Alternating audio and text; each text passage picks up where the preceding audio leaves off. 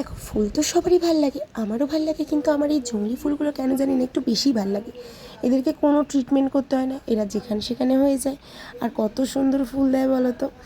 High, আমি ববিতা। অন্যদিনের মতো আজকেরও আমি সকালবেলা উঠে মর্নিং ওয়াকে বেরিয়ে গেছিলাম। তো মর্নিং ওয়াক করছিলাম, আর আজকে একটু দেরি হয়ে গেছিলো, রোদ্র উঠে গেছিলো, তাই একটু কষ্ট হচ্ছিলো। তারপরে এইসব সেরে আমি ঢুকে গেলাম ঘরে গিয়ে আমি খেয়ে নিলাম হচ্ছে জিরের জল। আর তারপরে আমার বাচ্চারা পড়তে এসে গেছিলো, তাদেরকে পড়াতে বসে গেছিলাম।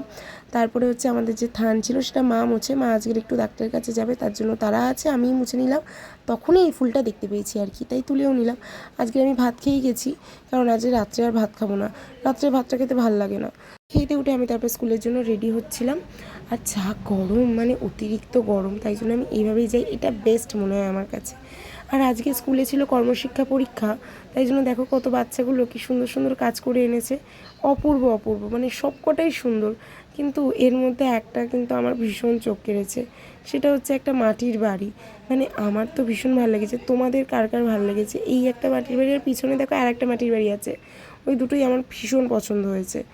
কত সুন্দর নিখুঁতভাবে করেছে, যদিও বা ওরা হেল্প নিয়েছে ওদের বাড়ির লোকের, তাও করেছে কি সুন্দর না, আবার সত্যিকারে ফুলও দিয়েছে। তা তোমাদের কার কেমন লাগলো অবশ্যই জানিও।